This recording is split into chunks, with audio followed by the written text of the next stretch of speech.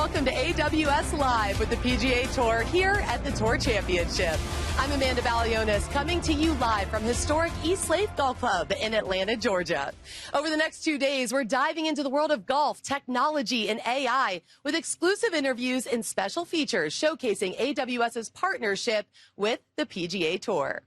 As the official cloud provider of the PGA Tour, AWS is instrumental in the Tour's ongoing technological evolution through artificial intelligence, deep learning, and machine learning services. Now, if those phrases sound scary, they won't by the end of today.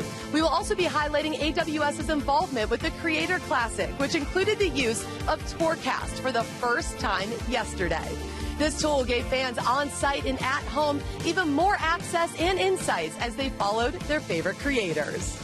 Now, speaking of the Creator Classic, to get some of the event's competitors into the game mode on Tuesday, AWS hosted Chris Solomon and Roger Steele for a unique AI boot camp, exploring how AI is transforming how we all experience the game of golf. Let's take a look. What's up? It's your boy Roger Steele here with my good friend Sally, and we are both so excited to be participating in the Creator Classic here at East Lake. But as you can imagine, we are both looking for competitive advantages. So we tapped in with our friends at AWS to learn how their AI tools can help us on and off the course. Well, what AWS is doing is really helping customers use generative AI in the way that they want. We're really trying to empower enterprises across all aspects of how they might use generative AI in their business. We are looking to schedule our next project and are considering Asia as a destination. All right. Pebble Beach of Japan opened in 1936, the Kawana Hotel Golf Course. Postcard, perfect holes with views of Mount Fuji. Bali National Golf Club in Indonesia. How'd that do? Pretty good. Pretty good. Yeah, that's interesting. All right, Sally, we got the Creator Classic tomorrow. We got Tourcast powered by AWS up here. We're going to go through the back nine of last year's Tour Championship winner. So we saw an 1,800 spin rate off the 10th tee and a 3,100 spin rate here off of the 14th tee. I wonder how intentional that is in terms of, is he hitting like a little flighted shot off 10 and he's launching it up higher with spin on 14? You know what the interesting thing about tour players are is that I hit the ball far for an amateur golfer, but it's a very inefficient strike. No matter how much more ball speed you have than a tour guy, they know how to get the most out of that golf shot. You know what, as I'm reflecting on that Tourcast data that we just looked at, you need to control spin rates into these greens to be able to give yourself any type of reasonable look. Watching these guys practice it, and I'm watching it in the Tourcast as well, the heavy contours in these greens and where the actual hole locations are, missing 20 feet on any side of the hole is not all equal. 11 playing 225, and also 15 at 215. If I'm 4 under when I get to 15, I'm laying up to another tee box, I think, and just hitting a wedge.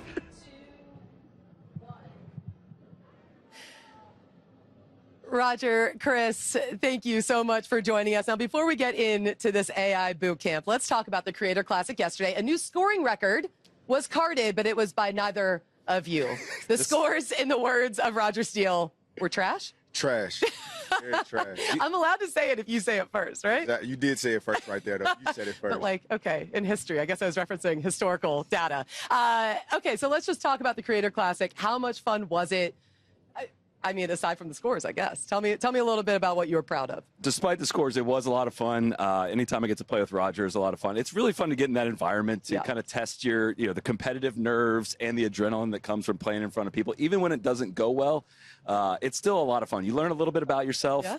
I didn't like what I learned, but I did learn a little bit about myself. Those are always the toughest lessons, but usually the most valuable. Okay. Yeah, and same here. I thought that last year I had such a good go around East Lake. I kind of came into this with a bit too much confidence. And so I lied to myself, and, looking at the Tourcast data from, last year's champion, I was like, I could do a lot of those things. And East Lake promptly and swiftly and aggressively reminded me that I'm not who I think I am. And but it was also fun to learn that about myself. That's also one of my favorite Roger Steele isms. I'm not who I think I am. And I feel like you weirdly learn that a lot. I do. Now he's going to wake up tomorrow and he's going to be right back in the same cycle, though. What I'm hearing is a lot of self-reflection, but welcome to the game of golf. It's the best, worst game of all time. It can drive all of us insane. I think we do have a comparison, though, from Tourcast that we're going to take a look at from the 17th hole side by side, how differently you two will play the game. And Roger, for you, your strength is off the tee, right? Even though you said your swing's inefficient, ball goes far. Ball goes far. So tee shot on 17. Were you aiming for this fairway? I was aiming at the left edge of the right fairway, and I pulled it. Okay. And I knew that at that middle point, I could hit it left and right in the safe. All right. Wow, how about Chris? Just assuming you're not doing things on purpose over here. I mean, I know, Roger. Like, I didn't go through enough yesterday. It's like, did you?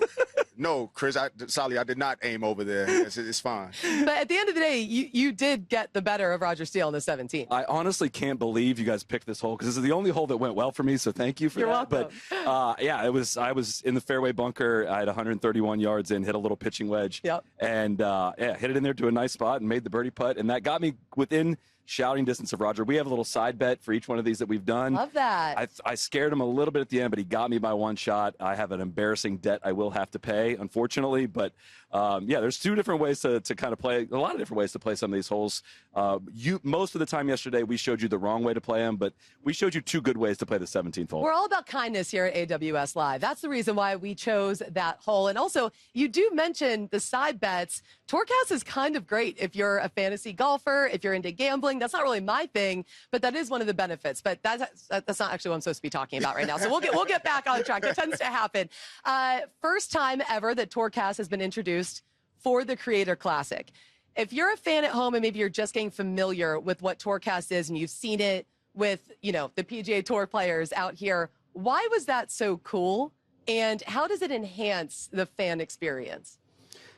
I'll say, regrettably, I opened up my phone after that, and immediately my friends saw the artwork from the 12th hole, and they were like, I have to understand what happened here. Oh, it's great for roasting. It is. Okay. Very good for roasting yeah. for us. Have to understand, how did you hit a driver 207 yards? Roger hit his 365. You hit it, it looks like through somebody's legs on the 11th tee, which is accurate. It's just a visual illustration for how wrong things can go. We're used to seeing, Roger and I went through it, the boot camp the other day, and we saw, you know, the champion from 2024 play the back nine, and yeah. it was like, you were like, oh, this looks incredibly easy. Yeah. And then you go up and stand up and hit the shots, and we created some artwork that proves that it's not incredibly easy. You know what's so funny is right when you said that, I'm like, we always say there's no pictures on the scorecard, and Tourcast is shattering that. There's no hiding anymore. But Roger, let's talk about the AI boot camp. Expectations versus reality.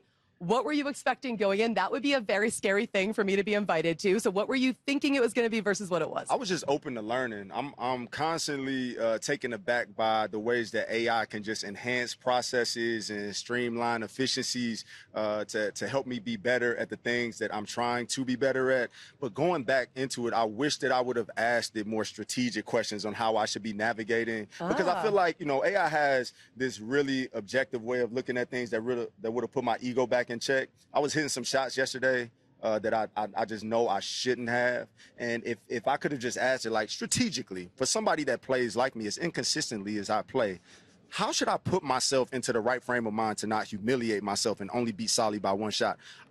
Could we cue that prompt up somehow? Like, using it for course management is actually a really interesting thing. But okay, Roger, we use it for swing lessons. Like, we should have got a swing evaluation. We did it for psychology too. Yeah. okay, but let's be honest. If you asked for the smart choice and that's what AI gives you, are you listening to it?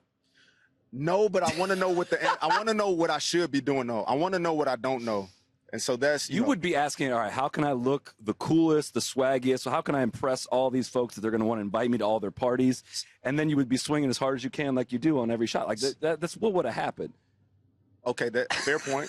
Fair wow, point. that was a really passive. That was a real backhanded compliment right there. I know my guy. He's got right. skills. He wants to show them off. Chris, for you, is there anything that you learned? Because I think this is all of us with AI right now, right? It's kind of intimidating, but then once someone explains it to you, you're like, oh my gosh, this can make my life so much easier.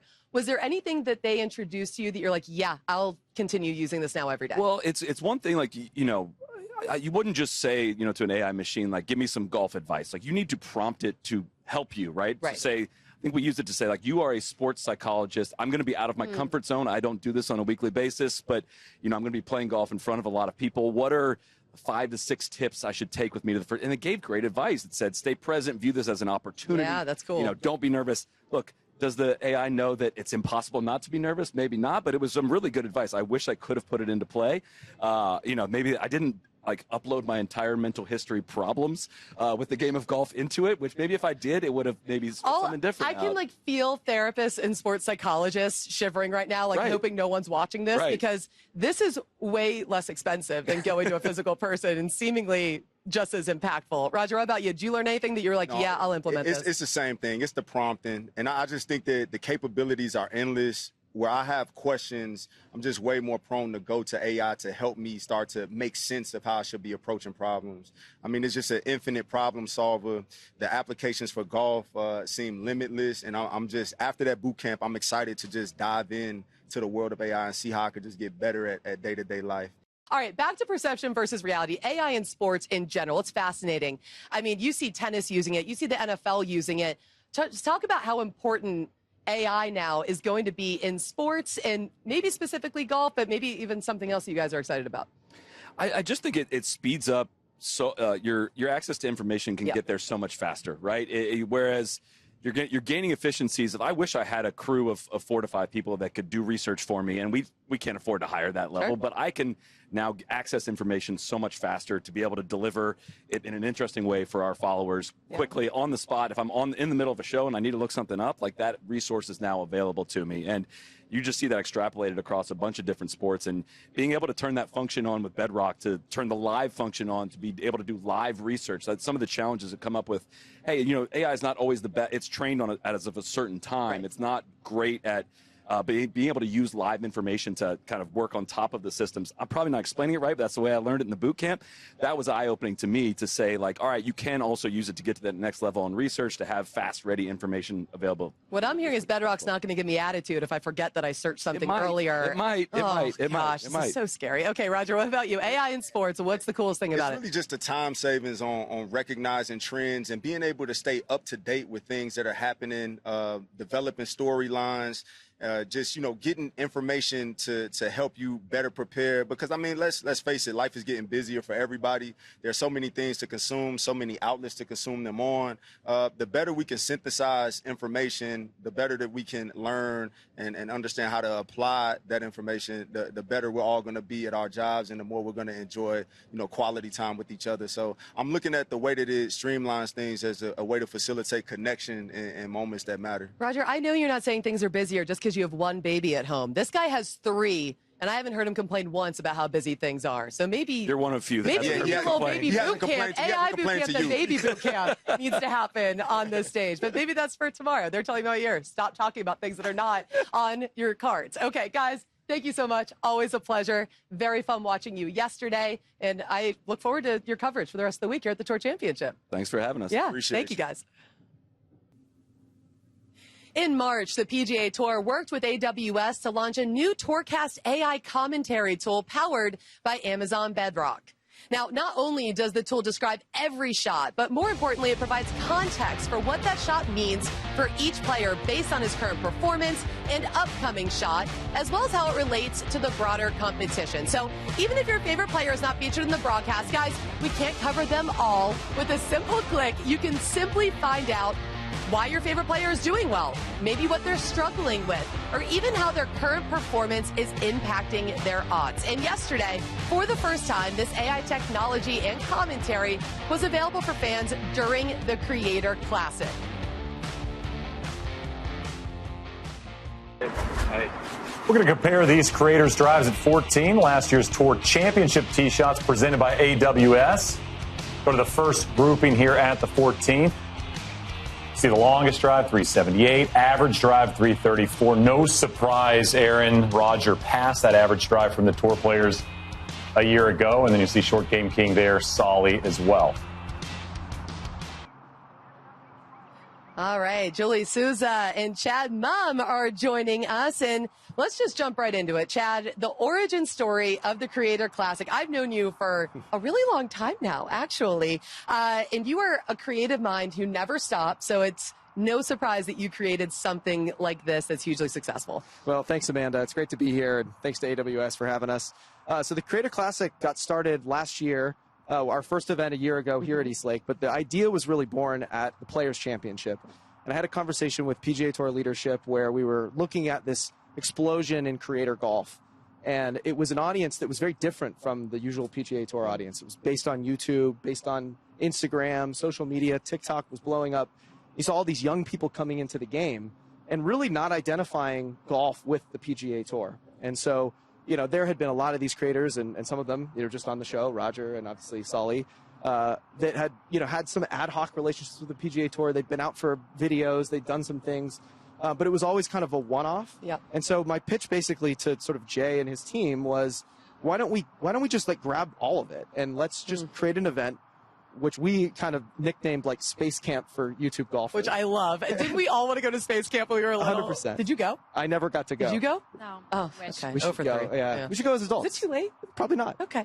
But we thought, okay, let's take what only the PGA Tour could do, which is a fully built-out golf course the day before a tournament starts, inside the ropes, all of the infrastructure. Let's do a broadcast that feels as authentic to a PGA Tour broadcast as possible. It's literally using all the same technology, and go and find a bunch of the best golfers, creator golfers, not just the most popular ones, but the ones that have real game, and put them in a high-pressure situation where they're playing stroke play from the same tees as the pros, with 10 to 20,000 fans in front of them.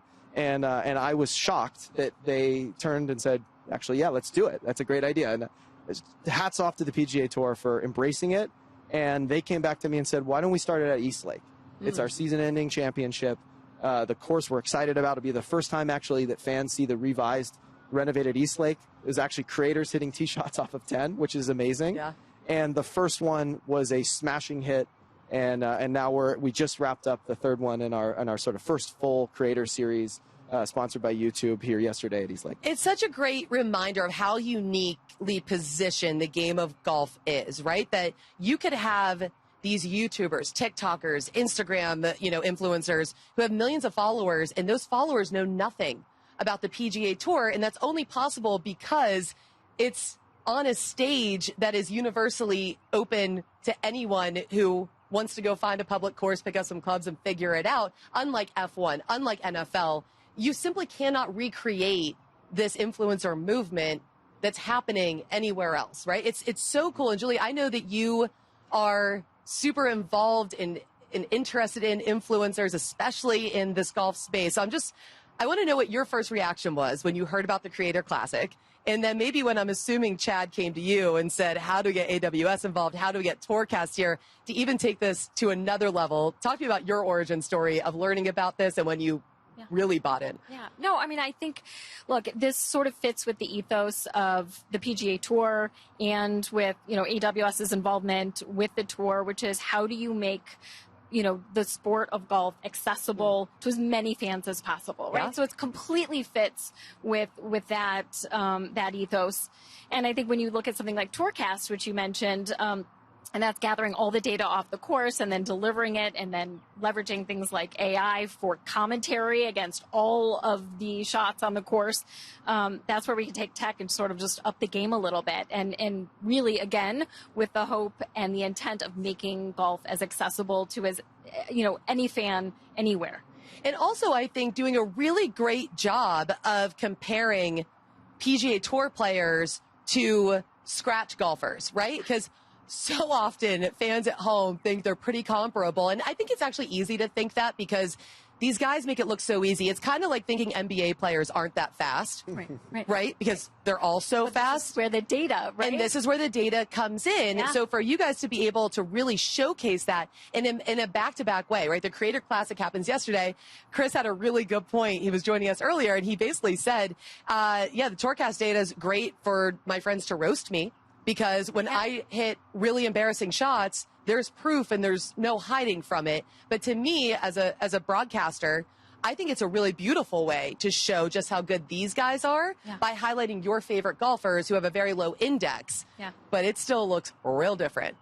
I mean, the data helps provide context, right? And that's what you're talking about there. And so, I mean, just to put numbers on it, in a typical golf tournament, the PGA Tour is collecting 53 million points of data.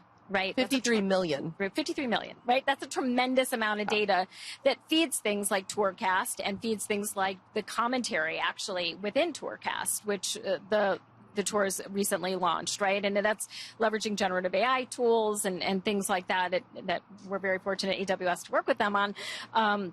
But it's all about that context. And I think we were having this conversation the other day too about the data can sometimes people get a little nervous. Like, oh, it gosh, can be data. intimidating. Yeah, for sure. Is it going to be over my head? Is it going to be, sort of make me feel silly or stupid about what I want? Not at all. Not if we're doing it right, right? If we're doing it right, yes. This data helps you understand what you're seeing and really the feats of exceptionalism and athleticism, and comparing, creators to Scotty or Rory, right? Good luck with that. Yeah. It's funny. That is a little tip for all of you watching at home. If someone is explaining something over your head, it's just because they don't understand it either. Like, I remember when the PGA Tour first rolled out the idea of strokes gained, and that had been a stat that had been collected for a long time, but then they decided to make it forward facing. And the stress that everyone had to make it digestible, but the moment we could understand it as broadcasters and explain to the fans, none of it's rocket science.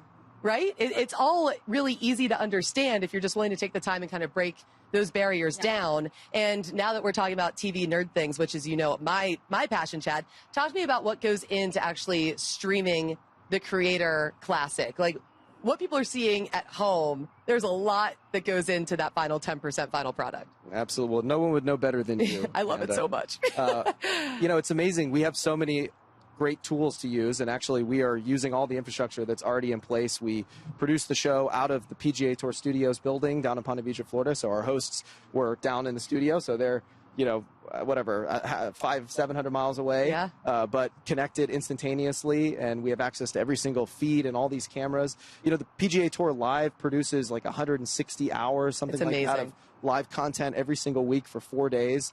And what makes it possible with all of that technical infrastructure to just stand up a fifth event, pretty seamlessly and basically create the Creator Classic on the back of all of this existing infrastructure. And then when you weave that together with the tour data that we have and things like Tourcast, be able to compare and contrast, as you saw in the intro segment here, we were able to pull the data immediately in real time, crunch the numbers, using cloud processing as Roger Steele's drive is in the air on 14, and create a comparison between his tee shot versus the average on the PGA Tour, which, by the way, he hit it further. And he also told me he laid back on that one a little bit. Roger being right. He literally can't help himself. But yeah, he can't help himself with that talk, and then he gets really, really dark really fast for Roger Steele. He gets really sad. Okay, let's talk about the evolution of the Creator Classic. I'd love to hear this from both of you. What you envisioned it being versus how it's already evolved in its first year versus, Chad, you're a big idea guy. Where do you hope the Creator Classic is in 5 years? It was amazing that we even got to do one. I'm kind of surprised we were able to do the same thing about Full Swing. I did. Yeah. I did. Exactly. That worked out okay. It worked out okay. But I think that this space, the Creator Classic was really the first of its kind. Last year, nobody really had ever seen anything quite like this. And I think the onus is on us to continue to evolve it.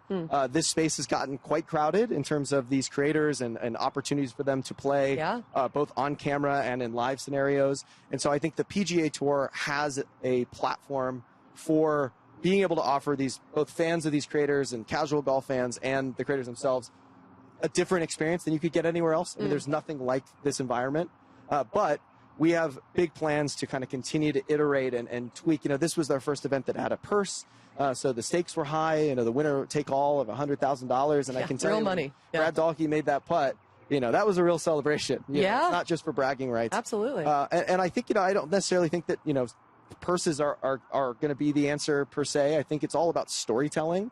And so when we started the Creator Classic, the first one was really about, we've never seen all these popular YouTube creators like competing in a PGA Tour tournament, basically, and how would they fare? And that was a novel question that we were able to answer, I think, in a really compelling fashion. Yeah. And so what are the stories that viewers and fans want from the PGA Tour, from Pro Shop, from the Creator Classic with these creators? I think we have to continue to iterate and continue to evolve, continue to make it better, but to also take advantage of all of the tools and toys that the technology here provides.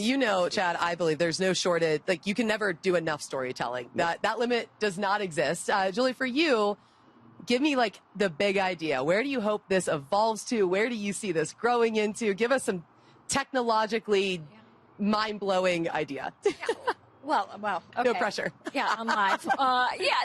Look, I think that what I like about this is that it's an evolution, actually, right? There's no big bang on this. This is steady work. PGA Tour made the commitment to move, everything to the cloud, and that really unlocked for them a lot of opportunity to innovate. And that's across the business, from just even an operational efficiency standpoint to a content creation standpoint. Every shot live is something they do for the players, right? Where it is what it says, that could be a lot of shots during the Creator Classic. Be careful what you ask for there. But then you start thinking about, okay, how do we use tools to help create commentary against that so that every shot has commentary, which doesn't normally happen. I mean, I think in an average broadcast, this probably better than I do, about 15% of the shots are actually aired. That's not our fault. It's not. We only have so much time. Exactly. But if you're like a fan of Victor Hovland, for example, and he's not on the leaderboard, and you're a distributor in Norway, you want to be able to follow the leaderboard and Victor Hovland. So the tour is enabling that, right? And they have been probably our most prolific partner in the sports space around leveraging generative AI tools. They've got like 30 different projects, that they've launched in this space. And obviously Tourcast is what we're focused on here in the automated commentary that overlays that. But it's going to be a continual build to innovate and bringing more properties into this, like Creator Classic, and bringing them the same tools and technology and innovation. It's just part of the journey, and that's what's so fun. I always think it's an unfair question, so sorry I did it to you. Like, what's next? Because oftentimes what is next doesn't even exist yet. And that's kind of the coolest part, especially when you talk about technology. But, Julie, I have to say, there's someone that's been trying to get Chad's attention over here. Yeah. Here he is. It's like, are you two glued at the hip? Dan Rappaport? Chad Mum? He tells me to dance, and I dance. So that's how it works. It's unbelievable. Well, come on. I think you should replace your boss for just a second, because we don't have an extra chair or an extra mic. It's my chair now. Dan Rappaport, ladies and gentlemen, thank you for joining us. Of course. I think we'll just... do you have time? Do you have a second? Yeah, we got to just throw you right in. Look how comfortable you just sat right down. You're like, this is where I am meant to be. Yeah. You were on the ground yesterday for the Creator Classic. So talk about that role, first of all, just as a role. To me, a walking reporter, and I have been on the record saying this, I think is the hardest job in all of sports. Yeah, it's tricky. The hardest job. So how did you learn it? And what was your experience with it yesterday? It's tricky. You got to pick your spots. Yeah. You're doing a dance. You've got a bunch of different voices in your ear. You've got the producer. You're hearing the broadcast itself, and you're waiting for them to come to you. But then you're also trying to kind of fill the blanks and try and I think I'm sure we're gonna talk about this with all the data that's available. Everyone already knows where the ball is. Everyone already knows how far. You got to come in there with nuggets that you can only get from the ground, because the technology does so much of the work for you. Like, we know immediately how far a drive went. We know immediately how far someone has in. So it's about filling in the gaps with color that you could only get from being on the ground. It's honestly why I am always in awe of our team at CBS. Like, when I listen to Dottie Pepper jump in at the right time with the right information in 7 seconds and get out in time for Jim and Trevor to do their thing, it is literal art.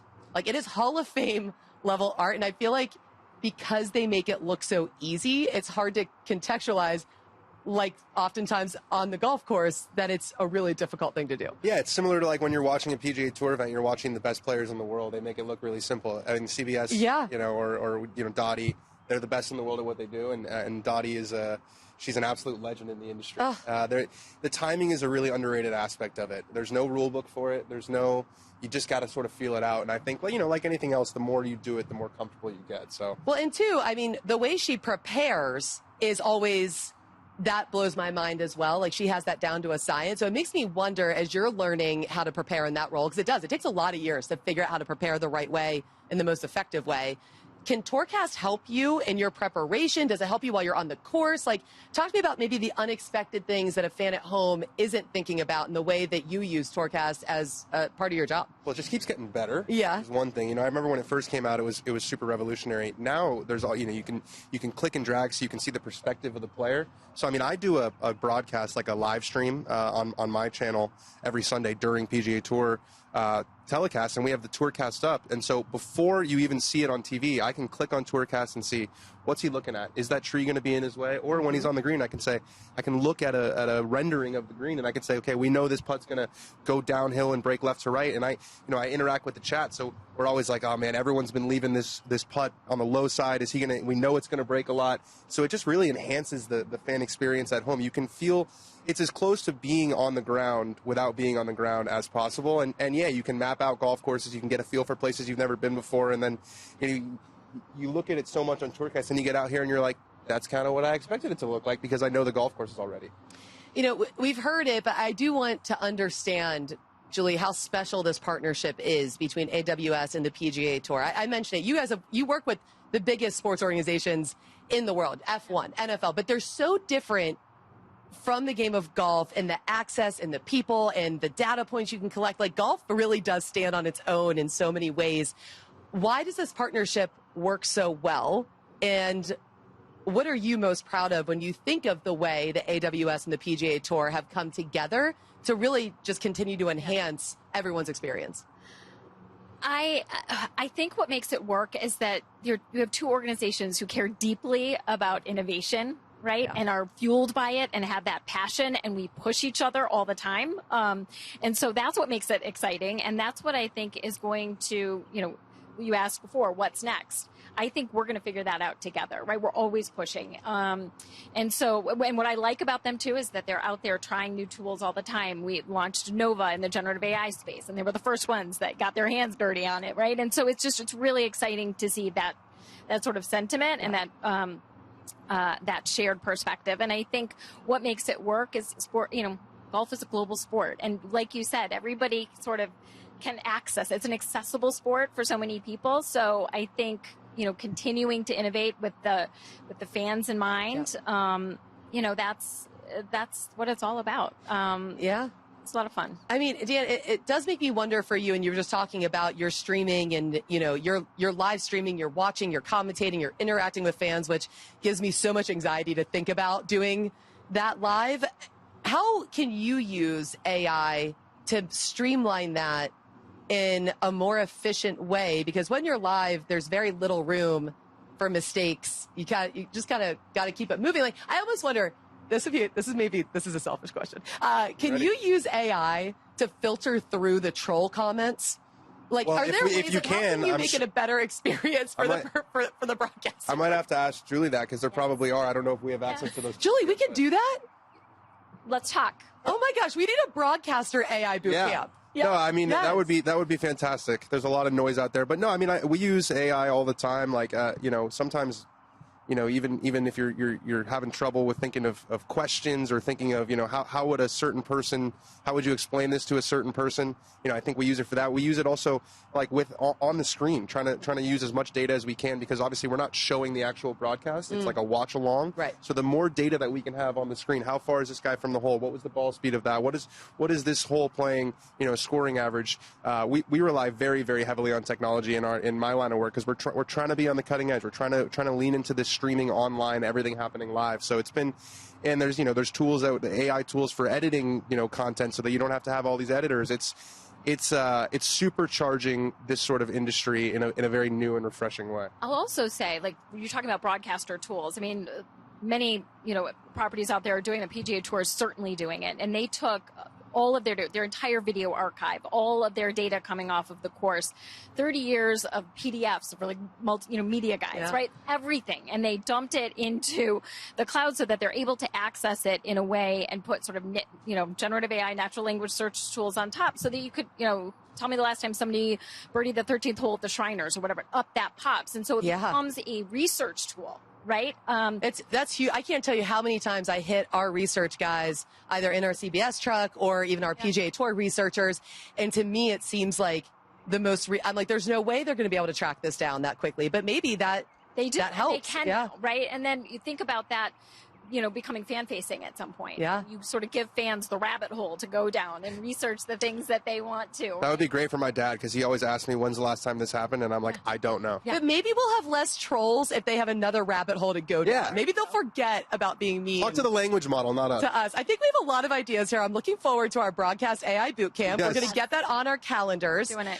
Guys, thank you so much for joining us. I feel like we could go on for another hour. It's just so fascinating, and it's ever evolving. And it does kind of seem like there's no bad idea, because the opportunities are endless. I knew it was just so exciting. Like, there's energy behind it. Everyone's trying to iterate. It's a fun spot to be.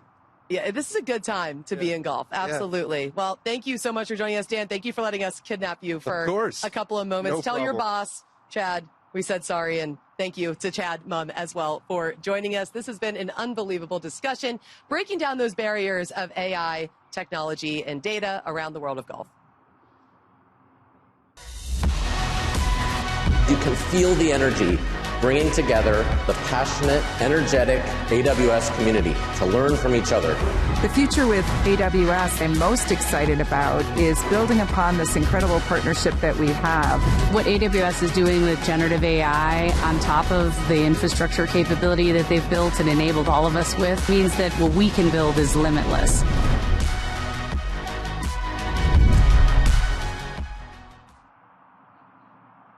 All right, that is going to do it for today's AWS Live with the PGA Tour. We've seen how cloud-powered insights are changing the game from tee to green, and we are just getting started.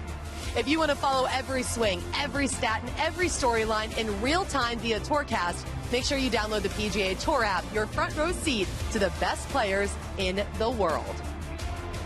And don't forget, we're back tomorrow for even more exclusive access and interviews with guests from around the world of golf and beyond. Same time, 2 p.m. Eastern Time. Until then, enjoy the first round of the Tour Championship. We'll see you tomorrow.